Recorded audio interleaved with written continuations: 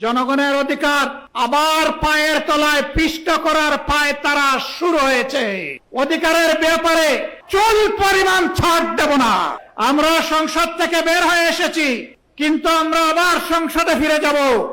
মাঝখানের জনগণকে সাথে নিয়ে জনগণের মুক্তির আন্দোলন আমরা গড়ে তুলব। মালিকের ছেলে মালিক হবে, শ্রমিকের ছেলে মালিক হবে না। রাজার ছেলে রাজা হবে। আমার একজন শ্রমিক ভাইয়ের ছেলে কি প্রধানমন্ত্রী প্রেসিডেন্ট হওয়ার পথে কোনো নিষেধাজ্ঞা আছে? আমরা চাই সেই শ্রমিক বন্ধুটি ভাইটির ঘর থেকে আগামী দিনের প্রধানমন্ত্রী বের হয়ে আসুক। সেই শিক্ষা, সেই পরিবেশ সরকারকে, রাষ্ট্রকে নিশ্চিত করতে হবে। মুক্তির ময়দানে লড়াই হবে। আমাদের অধিকার, জনগণের অধিকার আবার পায়ের তলায় পিষ্ট করার পায় তারা শুরু হয়েছে। আমরা সংসদ থেকে বের হয়ে এসেছি, কিন্তু আমরা আবার সংসদে ফিরে যাব। মাঝখানের জনগণকে সাথে নিয়ে জনগণের মুক্তির আন্দোলন আমরা গড়ে তুলব।